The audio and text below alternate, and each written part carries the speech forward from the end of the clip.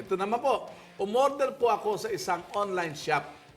Pero iba po ang itsura ng nasa picture at personal. Maaari ko po ba isauli ito kahit walang defect?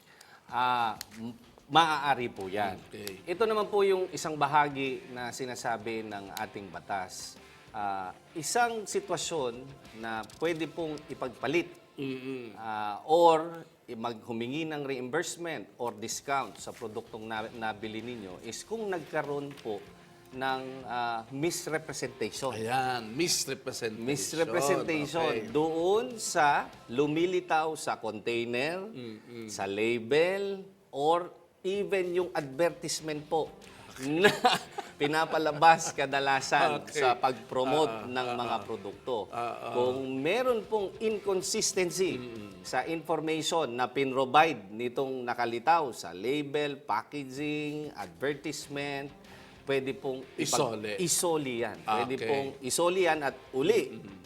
Pwede pong mamili ng opsyon doon po sa sinasabi ng batas. Apo, yung po kasing iba, dyan sa online, ano po, di ko na sasabihin yung mga reseller dyan. Pag dumating po sa inyo, kasi di-deliver nila, tapos nakita mo, ay, hindi itong ino-order ko. Tinatanggap naman nila, kaya lang, pababayarin nila yung gasolina nung nag-deliver sa'yo. Tama po. Yung gano'n ang ginagawa nila. So yun, hindi ba illegal yun, Panyero? Illegal po yun. Hindi mo pwedeng pilitin na bayaran mo yung gasolina nung nag-deliver. Opo, opo. Totoo po yan, Attorney Bones. And ang importansya po nitong aspeto na to, isa pong bahagi ito sa, napakalawak po kasi ng sinasakop ng Consumer Act. Okay. Pero isa itong bahagi na gustong matugunan ng ating batas. Okay. Yung tinatawag po nilang mga protection against deception, Ayan. unfair and unconscionable practices ng mga sellers at saka retailer Ayan. Opo, that opo. tending to mislead yung pong mga mamimili. Iba ang kanilang pinopromote, iba ang naidi-deliver sa mga consumer. Ayun. So this is covered by the no exchange, no return policy po. Pero pang isa nangyayari lagi dyan, Panyero eh. Yung halimbawa, o-order ka dyan sa yung mga kinakainan, ano? Mayroong mga picture. Pag nakita mo sa picture, parang ang laki-laki. Kapag dineliver sa'yo, ang liit-liit.